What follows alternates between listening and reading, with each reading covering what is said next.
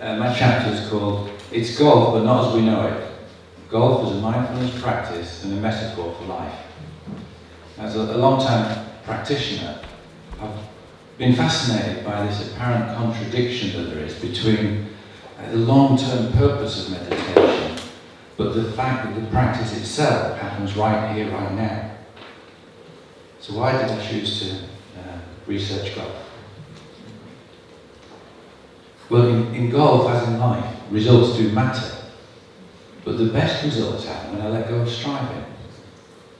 In golf and in meditation, I slowly gain confidence in the magic that happens when I give up control. And so golf really is a place to test out this counterintuitive approach of letting go of control to get control. For more than 20 years I've been running a week-long golf workshop with some great friends from Finton, and we call it Fairway to Heaven.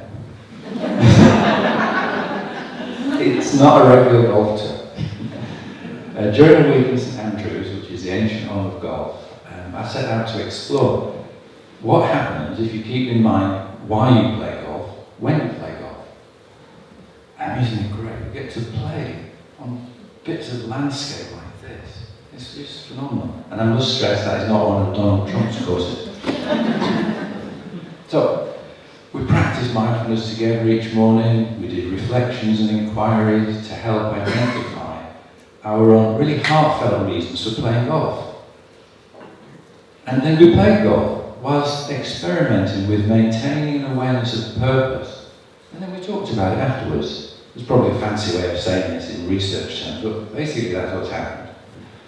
And I just want to read a few quotes from the people that came out in our qualitative research. Reconnect with life following a period of illness. It's like a magnet that draws me back. Because you see, they were getting lost during the game, but then remembering their heartfelt reason, and then coming back to it. So it's like the intention, the long-term intention and purpose, was a support for the moment-by-moment mindfulness practice. Relax, perform and interact. Wonderful. When connected to the breath, the golf swing takes care of itself. No expectations.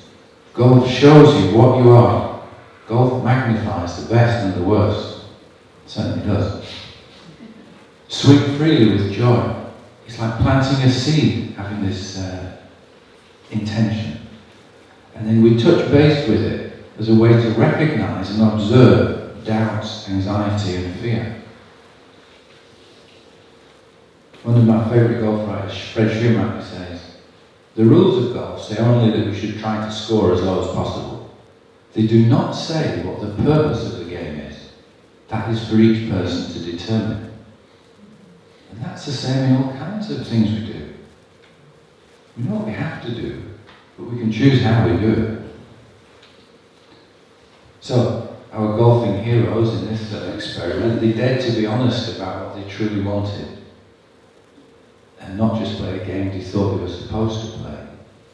Then they found a way to stay in touch with their deeper aspirations, and they got out of their own way, and the results came naturally. So I'll read you just a few lines then from the chapter. If you find out why you love to play golf, or do whatever your passion may be, you will find a game that is really worth playing. When you have a reason for playing that resonates with the core of your being, you will want to hear this harmony more than you want to listen to the endless inner chatter that interferes with your latent talents. The approach I used in my research could have value for any golfer who is ready and willing to discover the game they've always wanted to play. And maybe for other people in other fields. The reason that I share what I've learned is because I believe that this has implications that extend far beyond the golf course. And at first I was kind of a little bit embarrassed writing about golf, and who needs a ball to go in a hole in a field? When my friends were working with really serious issues. But I think we learned something from it. And as William Blake once said, if the fool would persist in his folly, he will become wise.